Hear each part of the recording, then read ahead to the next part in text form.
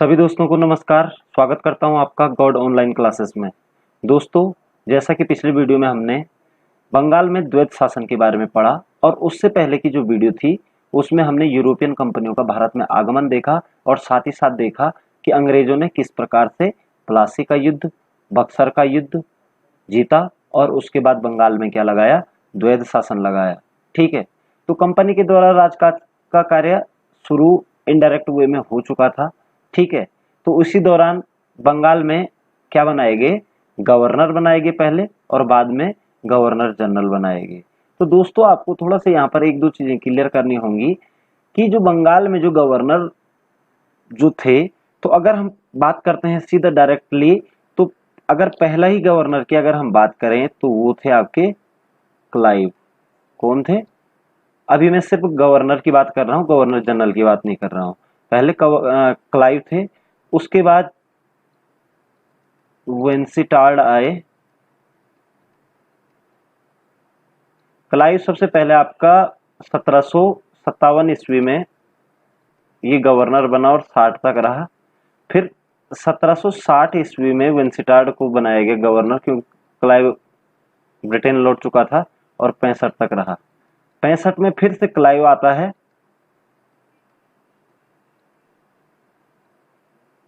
तो 1765 से आपका 67 तक रहता है। उसके बाद जो गवर्नर बनता है बंगाल का, वो बनता है वेरिलस्ट। ठीक है दोस्तों, और ये बनेगा आपका 1767 से 69 तक। उसके बाद जो बनेगा कर्टियर, अगला कर्टियर, ये बनता है दोस्तों आपका 1769 से 72 तक। और जो लास्ट आएगा आपका वॉरेन हेस्टिंग्स।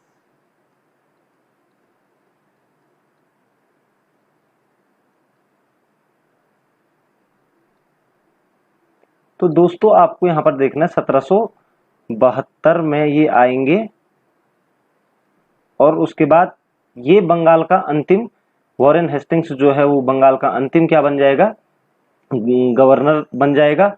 और बंगाल का पहला जो गवर्नर था वो क्लाइव था। तो आपने देखा था कि क्लाइव ने किस प्रकार से भारत में द्वैत शासन को स्थापित किया था। ठीक है दोस्तों, उसके बाद जो जब क्लाइव दूसरे कार्यकाल में आता है अपना, ठीक है, पहले कार्यकाल में उसने प्लासी का युद्ध जीता था।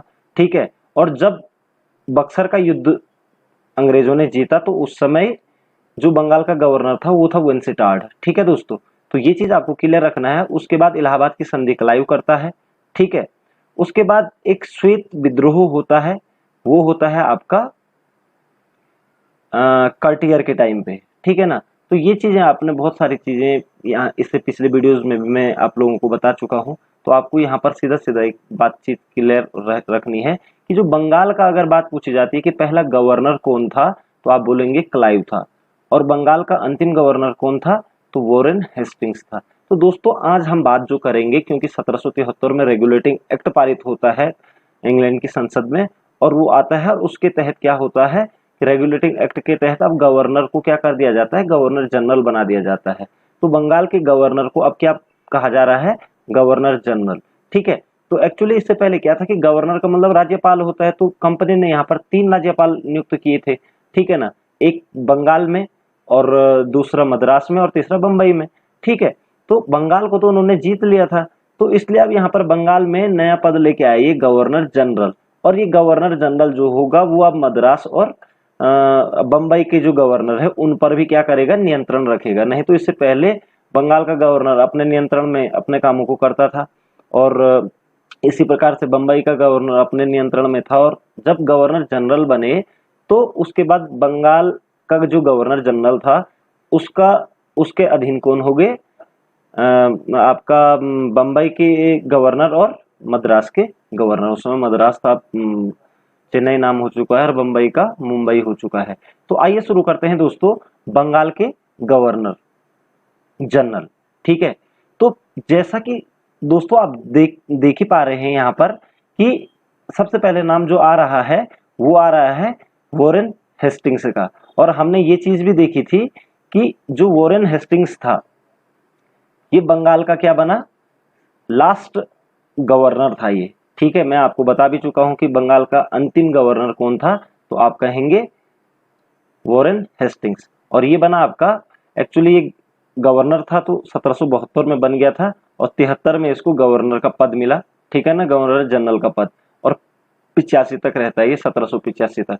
दोस्तों मैं आपको एक चीज क्लियर कर देना चाहता हूं, यहाँ पर हम जितनी भी चीजें यहाँ पर पढ़ रहे हैं, जिस भी गवर्नर के बारे में पढ़ेंगे, अगर आप उनकी समयावधि को अगर याद करने की कोशिश करते हैं तो उसके बाद आपके काफी सारे कॉन्सेप्ट क्लियर होते जाएंगे आगे को, जैसे जैसे हम आगे को बढ़ेंगे। ठीक है दोस्तों, तो आइए थोड़ा सी बात कर लेते हैं वॉरेन हेस्टिंग्स के टाइम पर क्या क्या हुआ बंगाल और भारत के अंदर। ठीक है, तो सबसे पहले बात आ रही है कि वॉरेन हेस्टिंग्स बंगाल का अंतिम गवर्नर एवं बंगाल का प्रथम गवर्नर जनरल था। तो ये चीज आपने देख ली है कि बंगाल का प्रथम गवर्नर जनरल कौन था, वॉरेन हेस्टिंग्स था। ठीक है, उसके बाद यहाँ पर है 1772 में प्रशासन की दोहरी प्रणाली को समाप्त कर दिया। यही जिसकी बात हमने पिछले वीडियो में भी की है, द्वैध शासन। द्वैध शासन, तो यहां पर क्वेश्चन कई बार उठता है दोस्तों कि द्वैध शासन किसने लगाया था बंगाल में। आपको पता है क्लाइव ने लगाया था 1765 ईस्वी में। और 1772 ईस्वी में क्या कर दिया जाता है, वॉरेन हेस्टिंग्स के द्वारा क्या कर लिया जाता है, द्वैध शासन को समाप्त कर लिया जाता है। और उसकी जगह पर वो क्या करता है, बोर्ड ऑफ रेवेन्यू की स्थापना करता है, जो कि अभी आने वाले पॉइंट आएंगे। ठीक है दोस्तों, तो आपको ये क्लियर हो जाना चाहिए कि क्लाइव ने क्लाइव ने द्वैध शासन को प्रारंभ किया बंगाल में और इसकी समाप्ति किसने की, वॉरेन हेस्टिंग्स ने की। डायरेक्टली क्वेश्चन पूछे जाते हैं परीक्षाओं में। तीसरी बात आ रही है दोस्तों, 1773 के रेगुलेटिंग एक्ट के द्वारा बंगाल के गवर्नर को बंगाल का गवर्नर जनरल कहा जाने लगा। तो ये चीज भी मैं आपसे डिस्कस कर चुका हूं कि जो बंगाल का जो गवर्नर होगा वो अब बंगाल का गवर्नर जनरल कहलाएगा। ये किस एक्ट के तहत था, तो आप कहेंगे 1773 के रेगुलेटिंग एक्ट के द्वारा। ये यहाँ पर जो रेगुलेटिंग एक्ट है हमारा, इस रेगुलेटिंग एक्ट के द्वारा क्या होने लग गया, बंगाल के गवर्नर को क्या कहा जाने लगा, बंगाल का गवर्नर जनरल कहा जाने लगा।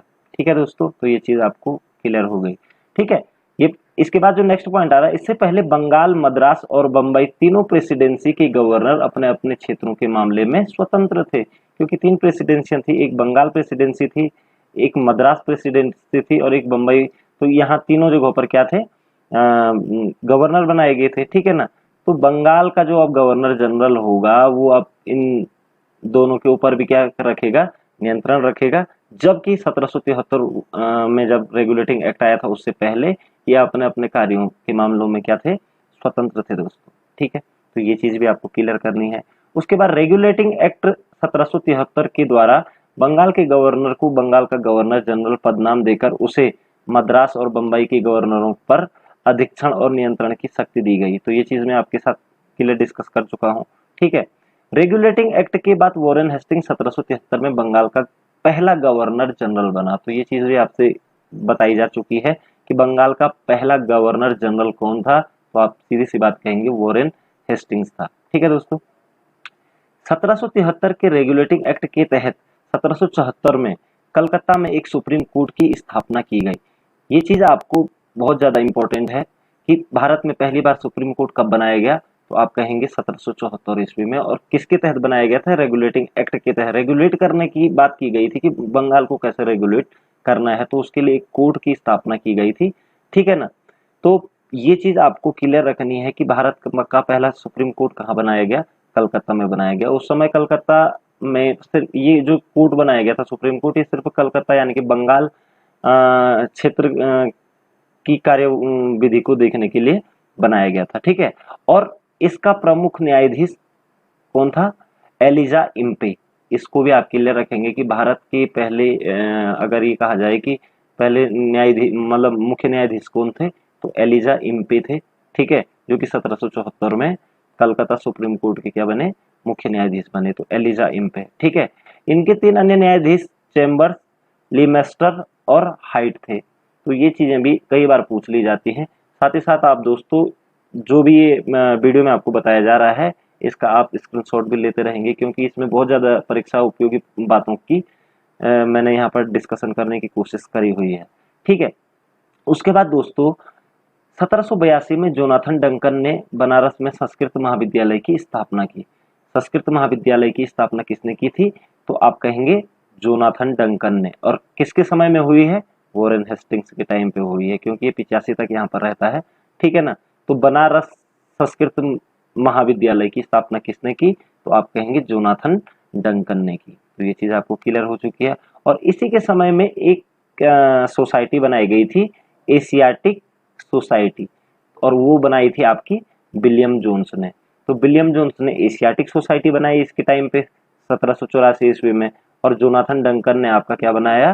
संस्कृत महाविद्यालय की स्थापना की थी दोस्तों। तो ये चीज आपको यहाँ पर देखने वाली बातें हैं। ठीक है, आगे देखते हैं इसने क्या क्या काम किए थे। यहाँ पर कह रहा है ये कि हेस्टिंग्स के टाइम पर ही क्या हुआ था? सबसे पहले बोर्ड ऑफ रेवेन्यू का गठन किया गया था। मैं आपको यहाँ पर बोर्ड ऑफ रेवेन्यू का गठन किया गया था, और ये दोस्तों ये उसी समय हो गया था 1772 ईस्वी में। ठीक है, ये 1772 में ही बना दिया गया था बोर्ड ऑफ रेवेन्यू, क्योंकि इसने क्या किया? जब द्वैत शासन को समाप्त किया तो जो दीवान थे, दीवानी प्रथा को इसने समाप्त किया, और दीवानी प्रथा यानी कि जो राजस्व ग्रहण इनको करना था, ठीक है ना, भू राजस्व और अन्य कर, तो उसके लिए इसने एक बोर्ड ऑफ रेवेन्यू का गठन किया था 1782 में। और गवर्नर इसका क्या होता था? मतलब अध्यक्ष होता था इस बोर्ड ऑफ रेवेन्यू का।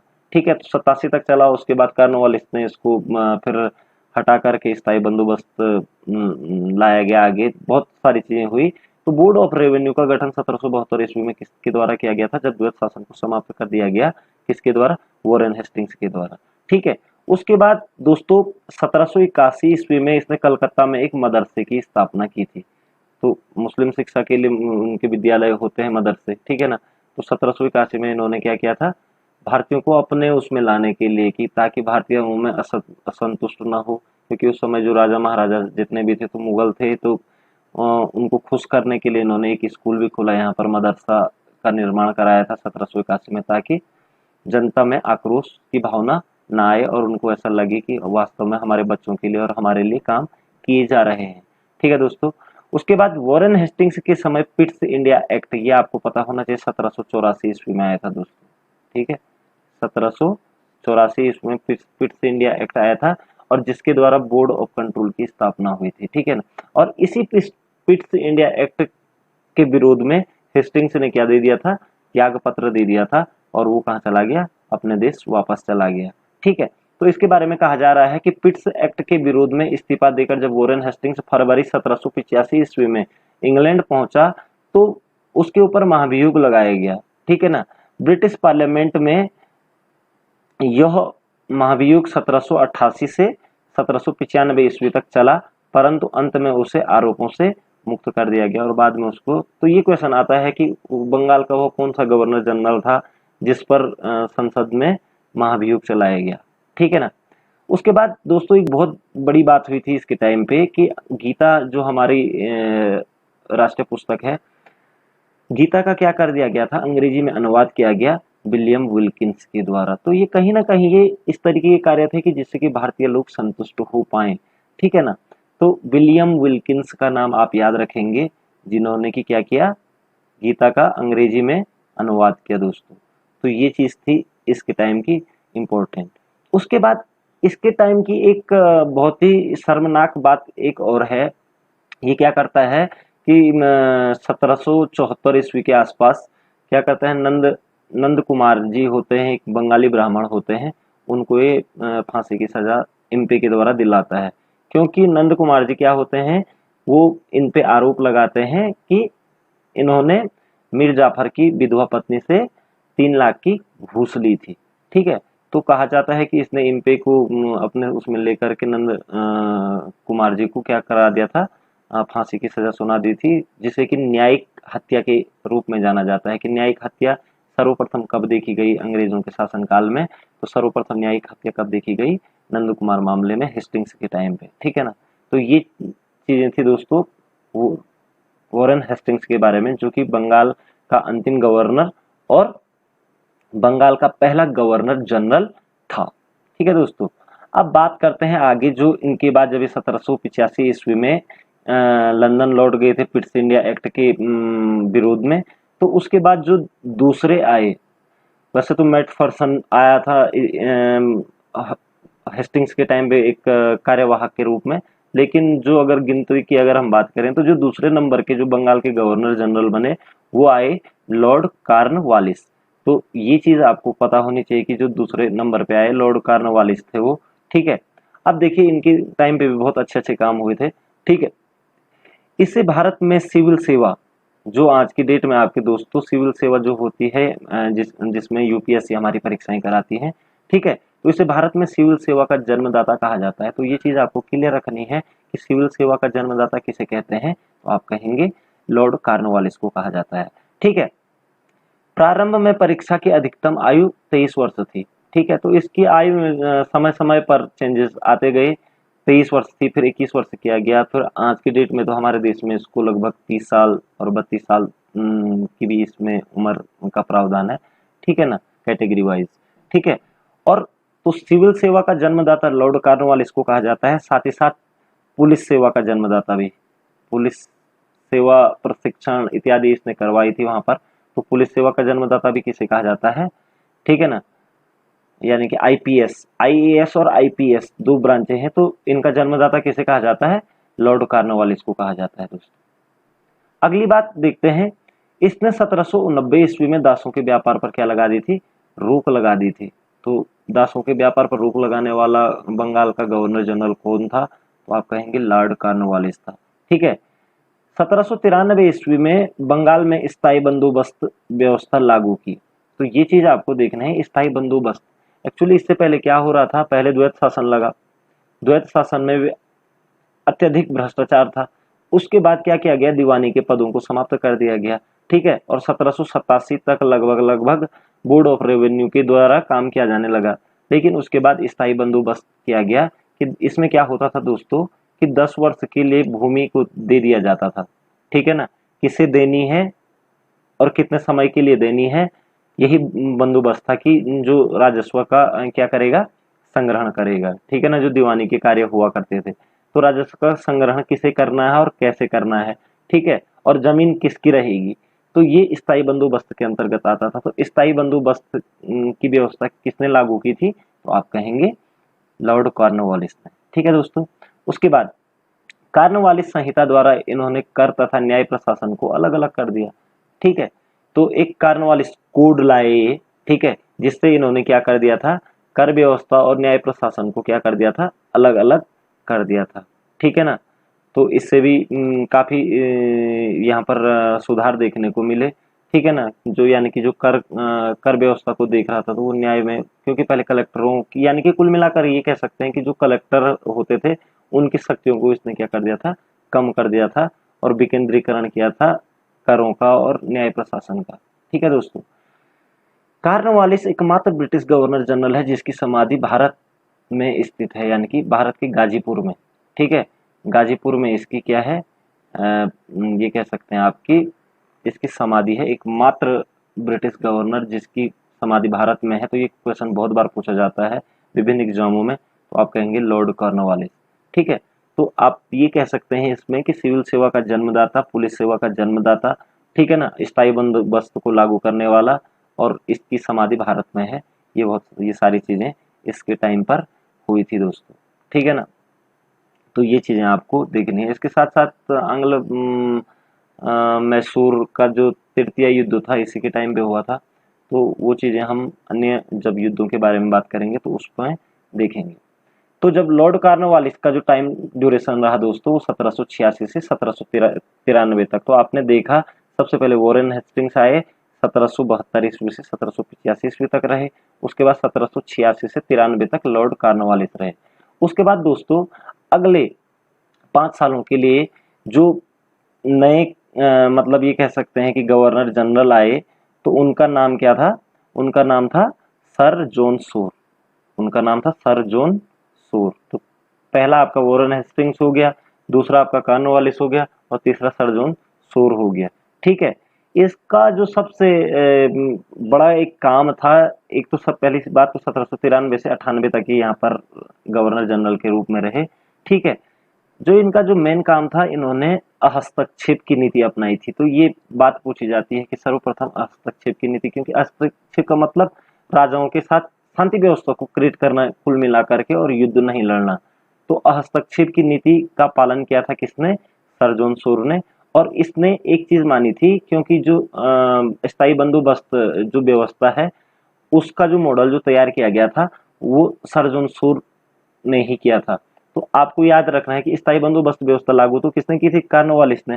और उसी के समय पर स्थायी बंदोबस्त का जो मॉडल तैयार किया गया था, तो वो किया गया था सर जॉन सूर के द्वारा। तो इसलिए स्थायी बंदोबस्त व्यवस्था को सर जॉन सूर व्यवस्था भी कहा जाता है, कई बार प्रश्नों में आ जाता है ये। तो ये चीज आपको क्लियर रखनी है। और इसी ने उसी स्थायी बंदोबस्त व्यवस्था के अंतर्गत जमींदारों को क्या माना था? भूमि का वास्तविक स्वामी माना था। तो ये चीज इसकी रही थी। तो सर जॉन सूर 1793 से 98 ईस्वी तक यहाँ पर रहे। तो ये चीज आपको क्लियर रखनी है दोस्तों। उसके बाद जो एक और इम्पोर्टेंट हमारे सामने जो गवर्नर जनरल आ रहे हैं, उनका नाम है लॉर्ड वेलेजली। तो दोस्तों आप क्रम भी याद रखिएगा, 1772 ईस्वी से 1785 ईस्वी तक वॉरेन हेस्टिंग्स, 1786 ईस्वी से 1793 ईस्वी तक आपका कॉर्नवालिस, और 1793 से 1798 ईस्वी तक आपका सर जॉन सूर आए। उसके बाद 1798 ईस्वी में जो आए उनका नाम था लॉर्ड वेलेजली, और ये 1805 ईस्वी तक यहाँ पर रहे। तो लॉर्ड वेलेजली जो आए, तो इनके कार्य क्या क्या रहे, उन पर भी हम टिप्पणी करते हैं कि भारत में अंग्रेजी सत्ता की श्रेष्ठता साबित करने और फ्रांसीसियों के भय को समाप्त करने के उद्देश्य से इसने सहायक संधि प्रणाली को अपनाया। सहायक संधि, यहाँ पर दोस्तों थोड़ा सा आपको एक चीज क्लियर रखनी होगी, सहायक संधि का जनक किसे कहा जाता है? लॉर्ड वेलेजली को। और यहाँ पर एक चीज और आपको बता दूं, सहायक संधि भले ही जन्मदाता इसको कहा जाता है, लेकिन सर्वप्रथम सहायक संधि जो नाम दिया था, ठीक है, वो दिया था फ्रांसीसी गवर्नर डुप्ले ने। ठीक है, तो ये प्रश्न कई बार परीक्षाओं में, एसएससी और इन परीक्षाओं में पूछ लिया जाता है कि जो सहायक संधि शब्द दिया गया था वो किसके द्वारा दिया गया था? वो दिया गया था आपका डुप्ले द्वारा।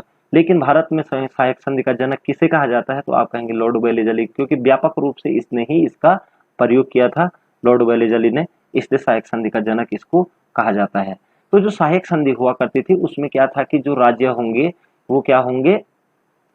बिना अंग्रेजों की सहमति के बिना किसी दूसरे राज्यों के साथ क्या नहीं कर सकते हैं, मतलब किसी दूसरे देशों के साथ संबंध नहीं बना सकते हैं।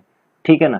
तो उससे क्या हुआ कि धीरे धीरे जो अन्य यूरोपियन देश थे, उनसे राजाओं का कांटेक्ट छूटता गया और वो निर्बल होते गए, और यहाँ इधर से अंग्रेजों का क्या हो गया? क्षेत्रवादी विस्तारवादी जो नीति थी उसमें वो सफल हुए। किस विधि से? आपका सहायक संधि विधि से। तो ये चीज आपको यहाँ पर थोड़ा से जानकारी लेनी है। सहायक संधि जो करने वाला, यहाँ पर एक प्रश्न और पूछ लिया जाता है कि सहायक संधि को स्वीकार करने वाला पहला राज्य कौन था? तो हैदराबाद था। 1798 ईस्वी में उसने क्या था। इसके अलावा मैसूर, तंजौर, अवध, पेशवा, भोसले, सिंधिया, जोधपुर, जयपुर, बूंदी, भरतपुर, मच्छेड़ी, ये राज्य थे जिन्होंने क्या किया? सहायक संधि को स्वीकार किया था दोस्तों। तो ये चीज आपको क्लियर रखनी है कि सहायक संधि का जन्मदाता कौन है? लॉर्ड वेलेजली है। सहायक संधि को स्वीकार करने वाला पहला राज्य कौन था? तो हैदराबाद था। 1798 ईस्वी में उसने सहायक संधि पर हस्ताक्षर किए थे। ठीक है ना? तो ये चीज, और सहायक संधि शब्द सबसे प्रथम किसने दिया था? तो फ्रांसीसी गवर्नर डुप्ले के द्वारा दिया गया था। ठीक है, उसके बाद वेलेजली ने 1800 ईस्वी में नागरिक सेवा में भर्ती हुए युवकों को, ठीक है ना, प्रशिक्षण देने के लिए फोर्ट विलियम कॉलेज की स्थापना की। तो फोर्ट विलियम कॉलेज, ये जो यहाँ पर आ रहा है, ये भी बहुत ज्यादा इंपॉर्टेंट पॉइंट है। ये परीक्षाओं में पूछा जाता है कि फोर्ट विलियम कॉलेज की स्थापना किसके टाइम में हुई थी? तो लॉर्ड वेलेजली ने करी थी, या लॉर्ड वेलेजली के टाइम पे हुई थी, और कौन से सन में? 1800 में। और फोर्ट विलियम कॉलेज कहाँ पर है आपका? वो है आपका कलकत्ता में। कहाँ पर है? कलकत्ता में है। ठीक है दोस्तों, तो ये चीजें आपको क्लियर रखनी है। ठीक है, और इसी के समय में 1799 ईस्वी में चतुर्थ आंग्ल मैसूर युद्ध हुआ था, जिसमें टीपू सुल्तान की मृत्यु हुई थी दोस्तों, क्योंकि टीपू सुल्तान ने क्या नहीं किया था, सहायक संधि को स्वीकार नहीं किया था, तो इसलिए युद्ध में हारता है तो उसको मार दिया जाता है। ठीक है, उसके बाद मैसूर भी आ जाता है सहायक संधि को स्वीकार करने के लिए।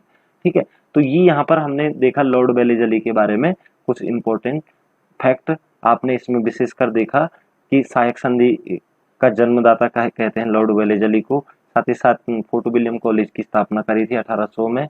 ठीक है ना, और सहायक संधि को अपनाने वाला पहला राज्य आपने देखा हैदराबाद था। ठीक है, और चतुर्थ आंग्ल मैसूर युद्ध इसी के टाइम पे हुआ था, टीपू सुल्तान की मृत्यु इसी के टाइम पे हुई थी। ठीक है दोस्तों, अब इसके बाद जब लॉर्ड वेलेजली आपका चले जाते हैं तो यहाँ पर से थोड़ा सा आपको, जब आप आगे को बढ़ते हैं तो दोस्तों आपको थोड़ा सा पीछे मुड़ करके भी देखना पड़ता है। तो अभी तक हमने जितने भी देख लिए हैं उनमें से अगर हम बात करें तो पहला जो गवर्नर जनरल था बंगाल का वो था वॉरेन हेस्टिंग्स 1772 ईस्वी से 1785 ईस्वी तक। उसके बाद 1786 से 1793 तक कॉर्नवालिस रहे, 1793 से 1798 ईस्वी तक आपका सर जॉन शोर रहे, और उसके बाद 1798 से 1805 ईस्वी तक आपके कौन रहे, वेलेजली रहे। ठीक है, लॉर्ड वेलेजली सहायक संधि के जन्मदाता। अब जो अगला आ रहे हैं उनके जाने के बाद तो वो आ रहे हैं आपका सर जॉर्ज बार्लो, और ये आए 1805 में आए और 1807 ईस्वी तक भारत में इन्होंने बंगाल के गवर्नर जनरल का पद पर काम किया। ठीक है, इसने भी क्या किया इनके काम में, क्योंकि 2 साल के लिए रही है, इसने भी हस्तक्षेप की नीति का पालन किया और मराठों के प्रति शांतिपूर्ण नीति अपनाई। इसने मराठों के प्रति शांतिपूर्ण नीति अपनाई थी, जबकि सर जॉन शोर जो थे उन्होंने भी हस्तक्षेप की नीति का पालन किया था। ठीक है ना, तटस्थता और हस्तक्षेप की नीति बोलते हैं इसे। तटस्थता यानी कि दूर रहना, हस्तक्षेप यानी कि हस्तक्षेप नहीं करना। तो तटस्थता और हस्तक्षेप की नीति का पालन किसने किया था, सबसे पहले सर जॉन शोर ने, उसके बाद सर जॉर्ज बार्लो। ठीक है ना, इन्होंने भी किया था। ठीक है, और इन्होंने मराठों के प्रति शांतिपूर्वक नीति अपनाई थी, जबकि सर जॉन शोर थे उन्होंने मैसूर के प्रति शांतिपूर्वक नीति अपनाई थी। ठीक है, उसके बाद इसके समय में वेल्लोर में सिपाही विद्रोह हुआ था। ठीक है, ये 1806 ईस्वी में होता है ये वेल्लोर विद्रोह। ठीक है, कर्नाटक में पड़ता है वेल्लोर। तो आपको ये चीज आपको 2 चीजें आपको क्लियर रखना है कि सर जॉर्ज बार्लो आए थे 1805 से और 1807 ईस्वी तक रहे। ठीक है दोस्तों, तो सर जॉर्ज बार्लो जब 1807 ईस्वी में जाते हैं तो उसके बाद दोस्तों जो यहाँ पर गवर्नर बन के आते हैं उनका नाम है लॉर्ड मिंटो प्रथम। ठीक है, कौन आते हैं, लॉर्ड मिंटो प्रथम। 1807 से ये 1813 ईस्वी तक रहते हैं। ठीक है ना, तो अब यहाँ पर बात करें तो इसकी जो सबसे बड़ी राजनीतिक सफलता थी 1809 ईस्वी में रणजीत सिंह के साथ इन्होंने एक संधि करी थी जिसका नाम था अमृतसर की संधि। तो अमृतसर की संधि याद रखिएगा दोस्तों 1809 ईस्वी में लॉर्ड मिंटो प्रथम और रणजीत सिंह के बीच में हुई थी, यानी कि अंग्रेजों और सिखों के बीच में हुई थी। ठीक है, और इस संधि से क्या हो गया था कि जो सतलज नदी की जो उत्तर वाला भाग है वो सिखों के लिए दे दिया गया था और दक्षिण वाला भाग किसको मिल गया था, अंग्रेजों के पास आ गया था।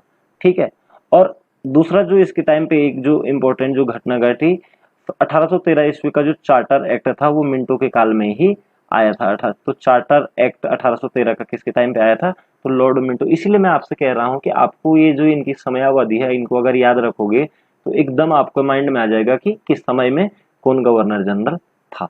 ठीक है ना, तो मिंटो के काल में चार्टर एक्ट आया था। इसी चार्टर एक्ट की अगर हम बात करें तो 1813 में इसमें सर्वप्रथम भारत में शिक्षा पर पैसा खर्च करने की बात हुई थी इस चार्टर एक्ट के तहत। 1835 में फिर मैकाले की शिक्षा नीति आती है, तो भले बात यहाँ से शुरू हो जाती है कि भारतीय शिक्षा के लिए पैसों की व्यवस्था कौन से चार्टर एक्ट में हुई थी, तो आप कहेंगे 1813 के। और ये चार्टर एक्ट किसके समय पे आया था, लॉर्ड मिंटो प्रथम के।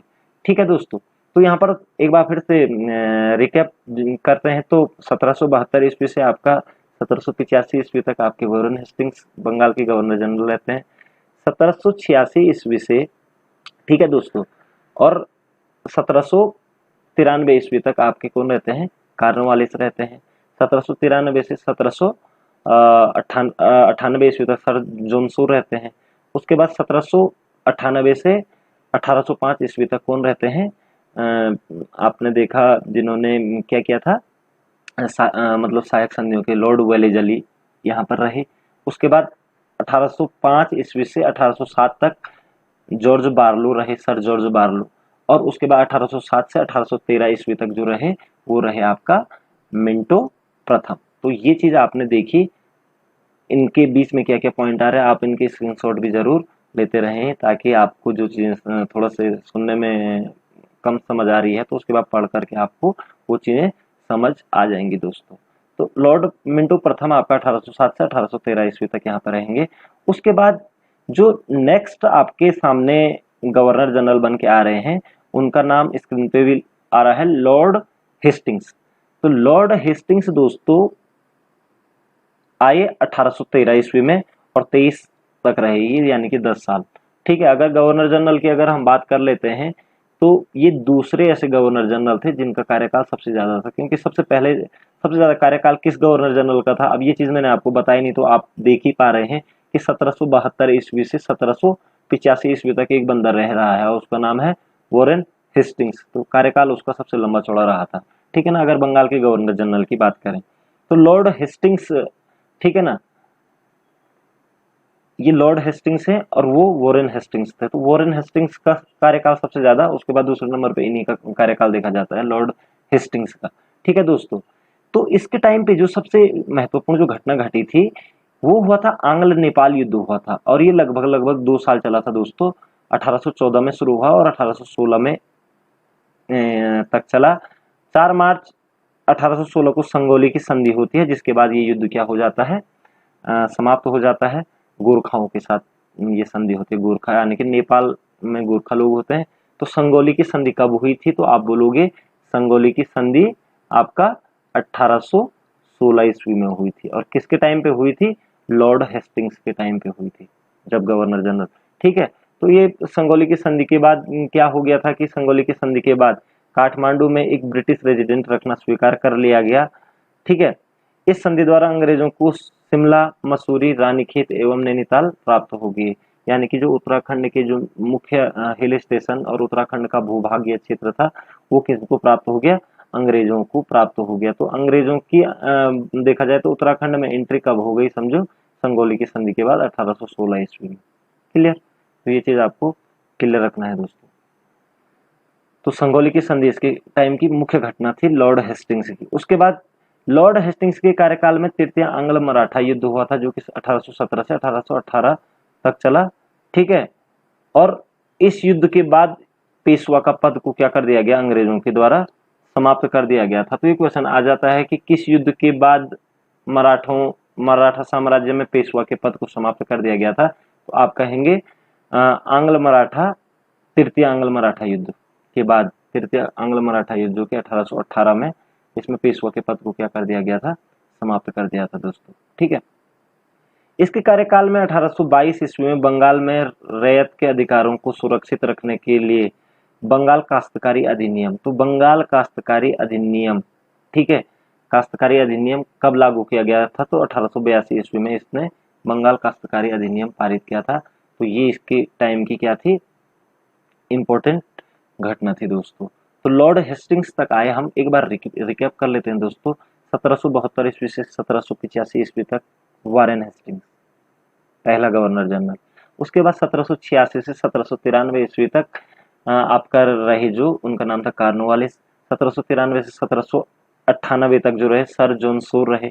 1798 से 1805 ईस्वी तक जो रहे वेलेजली, लॉर्ड वेलेजली रहे। उसके बाद 1805 से 1807 तक सर जॉर्ज बार्लो रहे। उसके बाद 1807 से 1813 तक कौन रहे, मिंटो फर्स्ट रहे। ठीक है, और लॉर्ड हेस्टिंग्स आए उसके बाद 1813 ईस्वी से और 1823 ईस्वी तक रहे दोस्तों। ये आप चीजें आपको क्लियर रखनी है। ठीक है, उसके बाद जो नेक्स्ट आए लॉर्ड एम हस्ट, लॉर्ड एम हस्ट दोस्तों। ठीक है, तो लॉर्ड एम हस्ट किसके बाद गवर्नर जनरल बने बंगाल के, तो आप कहेंगे लॉर्ड हेस्टिंग्स के बाद। लॉर्ड हेस्टिंग्स अलग हैं और वॉरेन हेस्टिंग्स जो पहले थे, इस चीज में आपको कंफ्यूजन नहीं करना है। तो लॉर्ड हेस्टिंग्स के बाद लॉर्ड एम हस्ट आए, जो कि कब तक रहे, 1823 ईस्वी से 1828 ईस्वी तक बंगाल के गवर्नर रहे। ठीक है दोस्तों, लॉर्ड एमहर्स्ट के कार्यकाल में आंग्ल बर्मा युद्ध हुआ था, ये चीज पूछ ली जाती है। देखिए एक युद्ध की अगर हम बात करें, इससे पहले लॉर्ड हेस्टिंग्स थे, उसके टाइम पर क्या हुआ था, आंग्ल नेपाल युद्ध हुआ था, ठीक है, और संगोली की संधि हुई थी, ठीक है, लॉर्ड हेस्टिंग्स के टाइम पे। और लॉर्ड एमहर्स्ट के जो टाइम पे जो की अगर हम बात करें 23 से 28 के बीच में, तो 1824 से 1826 में आंग्ल बर्मा युद्ध, बर्मा के साथ युद्ध हो गया था, ठीक है। और ये हुआ था यानदबू, यानदबू या यान्दू भी लिखा रहता है कहीं पर, यान्दू, यान्दू की संधि है, यानदबू की संधि, ठीक है दोस्तों। तो यानदबू की संधि किस किस के बीच में हुई? संगोली की संधि तो अंग्रेजों और नेपाल के बीच में हुई थी। तो यान्दू की जो संधि हुई थी, यानदबू की जो संधि हुई थी, वो बर्मा और अंग्रेजों के बीच में हुई थी, क्योंकि 1824 से 1826 तक आंग्ल बर्मा युद्ध हुआ था, किसके टाइम पे? लॉर्ड एमहर्स्ट के टाइम पे, ठीक है। और इस युद्ध में जब हार गया था बर्मा, तो उसके बाद बर्मा ने हर्जाने के रूप में ब्रिटेन को 1 करोड़ रुपए की राशि दी थी दोस्तों, ठीक है। तो लॉर्ड एमहर्स्ट के टाइम की घटना थी कि आंग्ल बर्मा युद्ध हुआ था 24 से 26 तक, ठीक है। उसके बाद लॉर्ड एमहर्स्ट 1824 में कलकत्ता में गवर्नमेंट संस्कृत कॉलेज की स्थापना की। तो एमहर्स्ट का एक और अच्छा काम किया था, गवर्नमेंट संस्कृत कॉलेज की स्थापना की गई थी, कहां पर? कलकत्ता में। एक है बनारस संस्कृत महाविद्यालय, ठीक है ना, तो वो जोनाथन डंकन ने 1782 ईस्वी में किए था, वो वॉरेन हेस्टिंग्स के टाइम की बात है। और ये है गवर्नमेंट संस्कृत कॉलेज कलकत्ता की स्थापना किसके द्वारा की गई थी? तो आप कहेंगे लॉर्ड एमहर्स्ट के द्वारा की गई थी दोस्तों, ये चीज आपको देखना है। साथ ही साथ इसके टाइम पे भरतपुर के दुर्ग पर अधिकार किया, इसने भरतपुर के दुर्ग पर अधिकार किया, बैरकपुर में हुए विद्रोह को दबाया, तो बैरकपुर के विद्रोह को इसने दबाया। अब दोस्तों यहाँ पर मैं एक चीज आपको कहना चाहता हूँ कि आपने जिस तरीके से देख लिया है, एक बार मैं फिर से रिकैप कर देता हूँ आपके सामने। 1772 ईस्वी में वॉरेन हेस्टिंग्स आते हैं और 1785 तक बंगाल के गवर्नर जनरल रहते हैं। उसके बाद 1786 में कॉर्नवालिस आते हैं और 1793 तक रहते हैं। उसके बाद 1793 के बाद सर जॉन शोर आते हैं और 1798 तक रहते हैं। 1798 में वेलेजली आते हैं और 1805 ईस्वी तक रहते हैं। उसके बाद सर जॉर्ज बार्लो 5 से 7 तक रहते हैं। उसके बाद मिंटो फर्स्ट आते हैं दोस्तों, 1807 से 1813 तक रहते हैं। उसके बाद 1813 से 23 तक लॉर्ड हेस्टिंग्स रहते हैं, जिनके टाइम पे आंग्ल नेपाल युद्ध हुआ था। और उसके बाद आए लॉर्ड एमहर्स्ट, जो कि 1823 से 1828 ईस्वी तक रहे। और इसके बाद जो आते हैं लॉर्ड विलियम बेंटिक आते हैं। तो इस वीडियो में मैं उसको क्लियर नहीं कर रहा हूं आगे, क्योंकि लॉर्ड विलियम बेंटिक जो कि अभी आएगा, जो अभी 1833 का चार्टर एक्ट आएगा, उसके तहत लॉर्ड विलियम बेंटिक अब बंगाल के गवर्नर नहीं रह करके बल्कि पूरे भारत के गवर्नर जनरल कहलाएंगे। तो मैं भारत के गवर्नर जनरल पर एक अलग वीडियो, यानी कि अगली जो वीडियो आने वाली है वो उसी पे आने वाली है दोस्तों। तो यहाँ पर आपको छोटी छोटी बात याद रखनी है कि बंगाल का प्रथम गवर्नर जनरल कौन था? आप कहेंगे वॉरेन हेस्टिंग्स। और बंगाल का अंतिम गवर्नर जनरल कौन था? आप कहेंगे William Bentinck, Lord William Bentinck. उस पर मैं चर्चा आगे की वीडियो में जरूर करूंगा दोस्तों। तो आशा करता हूं दोस्तों कि आपको वीडियो जरूर पसंद आया होगा। अगर आपने अभी तक चैनल को सब्सक्राइब नहीं किया है तो आप एक बार जरूर चैनल को सब्सक्राइब कीजिएगा। आशा करता हूं कि आपको ये जो मैंने आज फैक्ट बताए हैं, ये आपको परीक्षाओं में जरूर पूछे जाएंगे और आप इन पर मनन करेंगे। आपका समय शुभ हो, आपके उज्जवल भविष्य की कामना करता हूँ। जय हिंद, जय भारत।